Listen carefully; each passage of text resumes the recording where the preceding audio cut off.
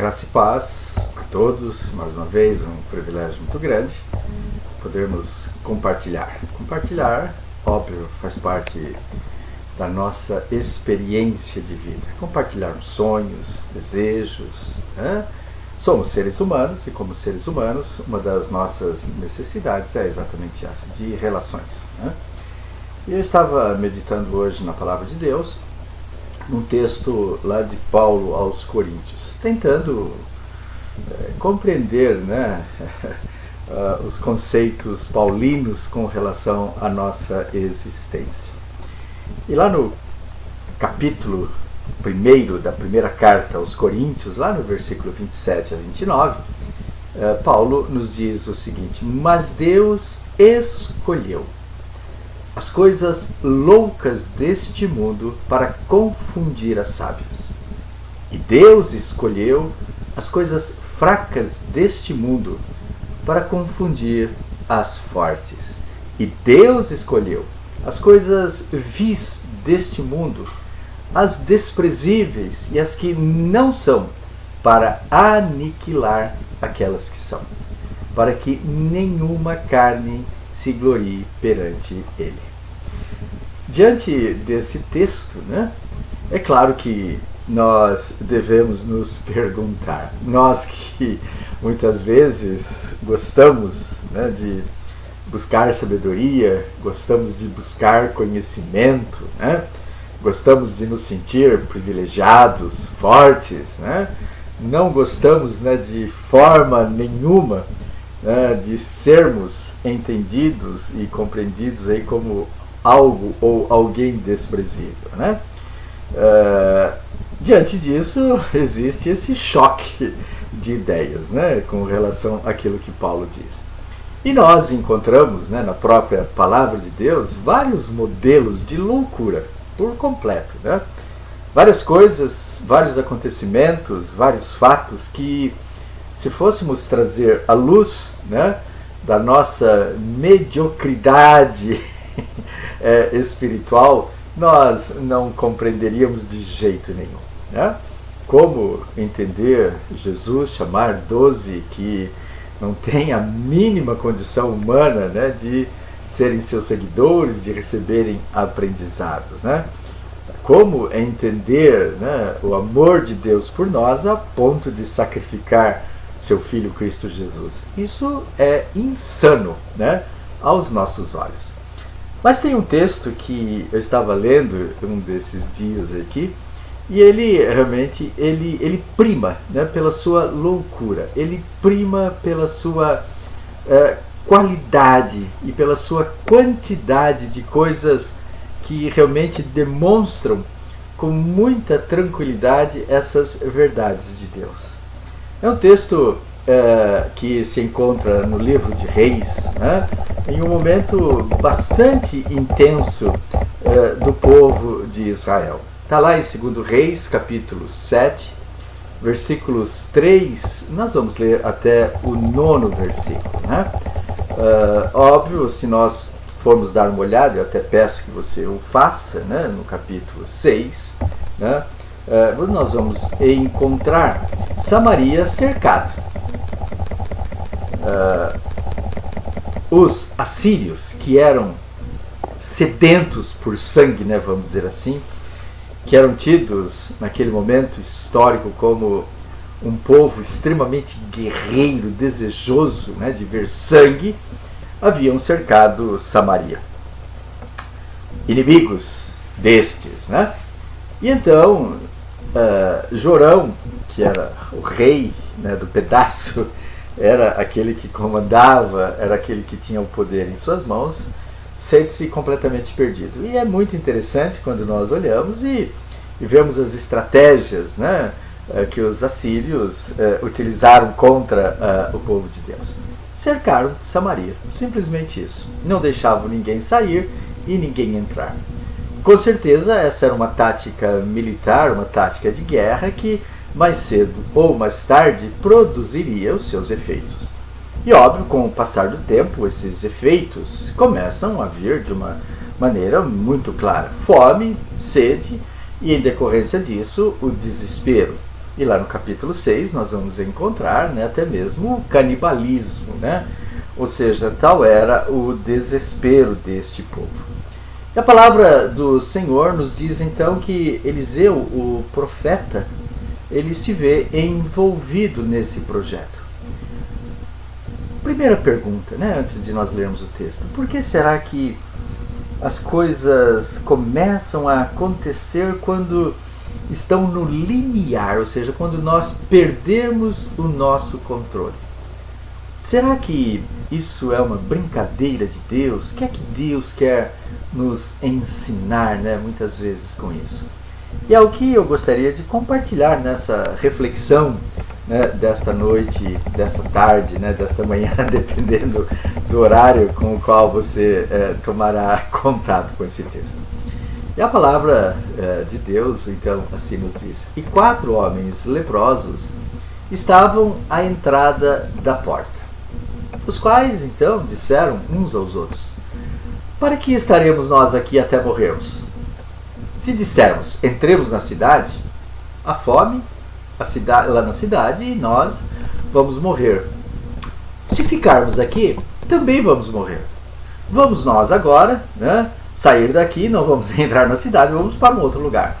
E demos conosco vamos nós agora e vamos dar então, vamos ao encontro, né, vamos até o arraial, vamos até o local onde os assírios estão, né?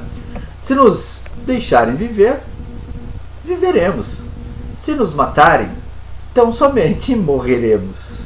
E levantaram-se ao crepúsculo, né? Crepúsculo é aquele momento do lusco-fusco, né? Tanto da manhã quanto da noite, onde existe aquela mistura de claridade e sombra, né? Onde as coisas ficam um pouco confusas, né, na nossa visão e na nossa mente. E levantaram-se então ao crepúsculo para irem ao arraial dos Círios. E chegando à entrada do arraial, eis que não havia ninguém ali, porque o Senhor fizera ouvir no arraial dos Círios ruído de carros e de cavalos, como o ruído de um grande exército. De maneira que disseram então uns aos outros: eis que o rei de Israel alugou contra nós os reis dos heteus, os reis dos egípcios, para virem contra nós. Pelo que então se levantaram e fugiram no crepúsculo. E deixaram as suas tendas, os seus cavalos, os seus jumentos e o arraial como estava. Fugiram para salvarem a sua vida. Chegando, pois, esses leprosos à entrada do arraial, entraram numa tenda, comeram, beberam e tomaram dali prata, ouro, vestidos e foram e os esconderam. Então voltaram e entraram em outra tenda dali. Também tomaram alguma coisa e esconderam. Então disseram uns aos outros, né? Não fazemos bem, né? Agindo assim. Este dia é um dia de boas novas, é um dia de evangelho, é um dia de novidades. E nós vamos nos calar? Se esperarmos até a luz da manhã, algum mal nos sobrevirá. Pelo que agora vamos e anunciemos à casa do rei. Vieram, pois, brandaram aos porteiros da cidade e lhes anunciaram, dizendo: fomos ao arraial dos Círios, e eis que não havia ninguém, nem voz de homem, porém só cavalos atados e as tendas como estavam dantes. E chamaram os porteiros, e esses então anunciaram dentro da casa do rei. É um texto muito estranho, louco, né, a princípio, que nos mostra exatamente o agir de Deus, né? Nós temos personagens diversos. Nós temos trancados na cidade, pessoas morrendo de fome, mas com um desejo de permanecerem ali. Ou seja, não se arriscarem, não saírem, né? Ainda que a situação fosse terrível, dramática, né? Até mesmo, não arriscavam absolutamente nada. Do outro lado, cercando Samaria, nós temos os sírios, né? Os assírios. Povo guerreiro, maldoso, que estava simplesmente esperando chegar o momento certo para dominar Samaria. E certamente o fariam, né? Se não fosse a intervenção de Deus. Deus olha para aquela situação e vê movimentos diferentes. Alguns estão à espera de que aqueles que estão dentro de Samaria morram para eles poderem entrar. Mas nós temos ali do lado de fora, ou seja, nem perto dos assírios, né?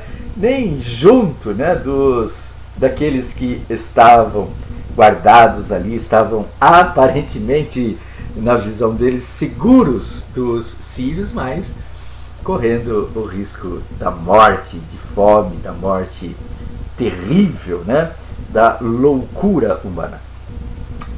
Esses homens, então, eles tomam uma atitude. Então nós vemos os dois grupos que não tomam atitude. E esses 4 leprosos que estão fora dos muros de Samaria tomam uma atitude. E o pensamento deles é esse: nós vamos morrer mesmo, não tem jeito. Se nós entrarmos para dentro da cidade, né, lá tem fome, vamos morrer.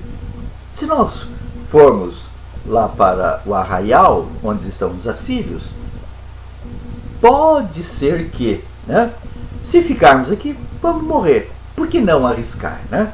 Ora, aparentemente a situação desses leprosos é, de todos esses aí, a pior situação. Em primeiro lugar, porque são renegados, estão fora da cidade, não são aceitos na cidade, estão com fome, né? Tanto quanto aqueles que estão dentro, esses que estão na porta e que recebiam, vamos dizer assim, esmolas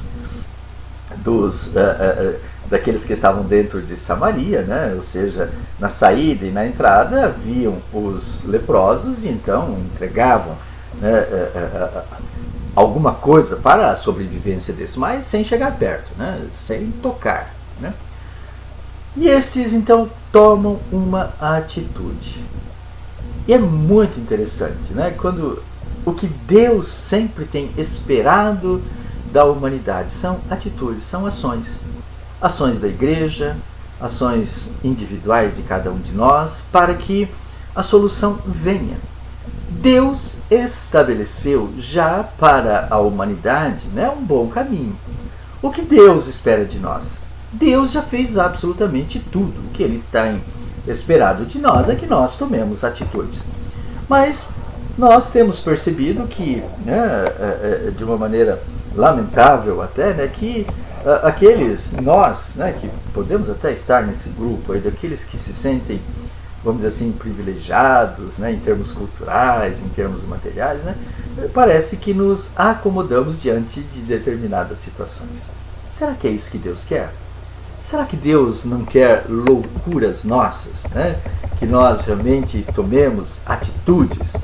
E nós temos visto, né, que realmente as atitudes loucas, ainda que aparentemente, né, no nosso mundo atual, elas não sejam bem vistas, acreditemos nós, são elas que vão tomar as decisões em nome de Deus.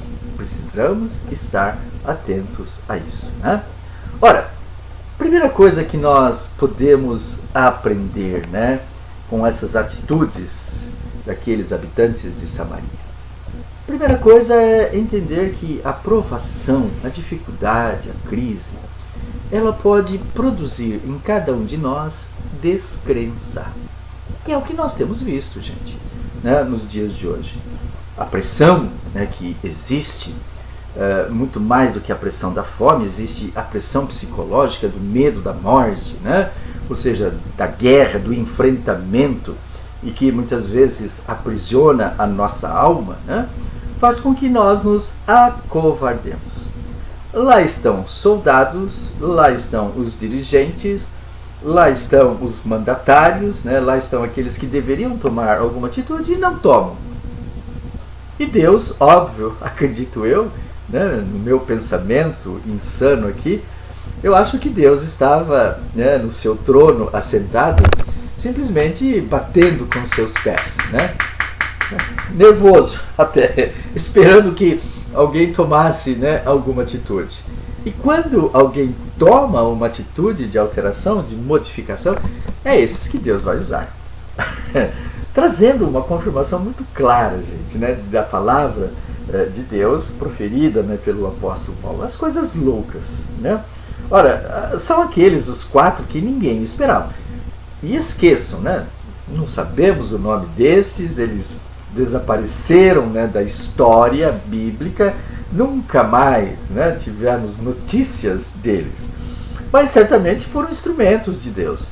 Foram 4 que Deus utilizou para trazer, para produzir uma transformação e nos trazer ensinamentos. O primeiro ensinamento, então, gente, é que nós precisamos tomar cuidado, né, com as dificuldades, com as crises, porque elas podem produzir em nós uma descrença tal que nos amedronte, uma descrença tal que nos torne tímidos demais, medrosos demais. E achemos então que não é possível fazermos nada, que o melhor é esperarmos a morte chegar e aí então morrermos, né? Morrermos de fome, morreremos comendo uns aos outros, né? Segundo o texto que fala lá no capítulo 6, que o canibalismo já estava existindo, né?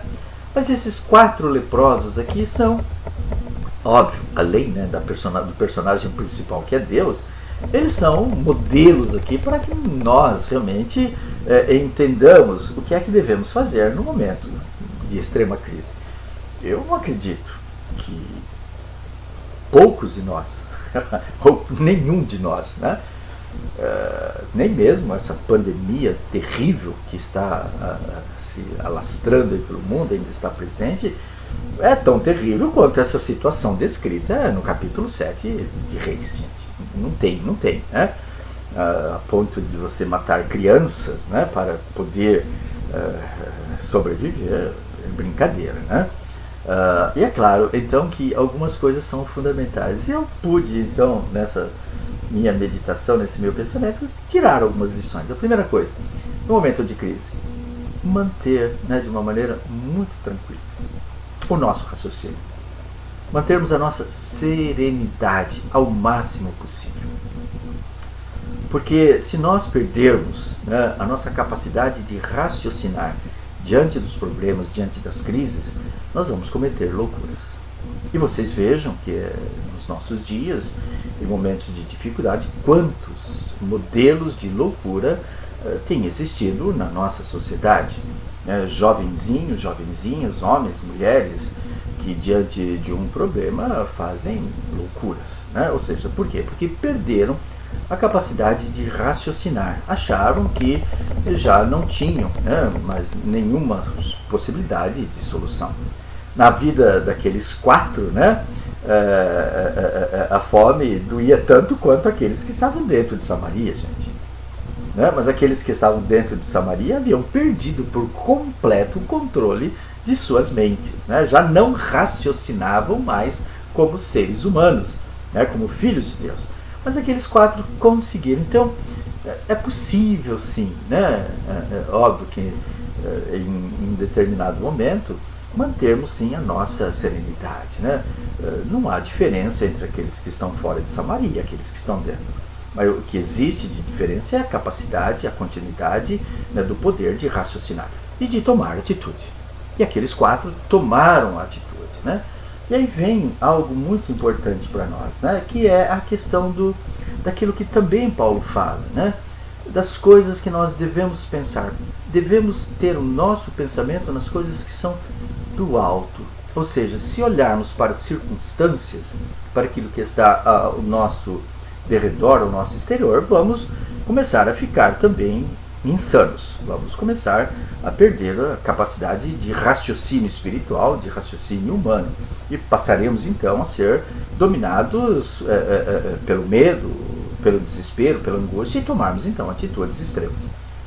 E aqueles 4 não. Mantiveram a capacidade do raciocínio. Como isso é importante, né, nos momentos de dificuldade. Devemos, portanto, nesse sentido, pedirmos a Deus, nos momentos de crise, que a nossa mente continue a ser iluminada, que uma porta se abra. Deus, gente, acredite, Deus está desesperado, né, vamos dizer assim, se é uma palavra que podemos usar, né, para que homens, mulheres tomem atitudes aparentemente insanas, mas que podem ser instrumentos de Deus. Às vezes nós temos criticado, e muita gente tem criticado determinadas atitudes deste ou daquele. Será que devemos ter essa capacidade de fazer críticas ou devemos esperar os resultados? E aqueles 4 leprosos então vão e então percebem que o que eles vão encontrar lá é algo maluco também, louco também. Os guerreiros poderosos, né, assírios fogem, né, porque Deus havia proporcionado, quando aqueles 4 tomaram a atitude de ir até, né, o arraial, ao encontro dos assírios, eles tomaram uma atitude, gente. Quando nós tomamos uma atitude, Deus também toma.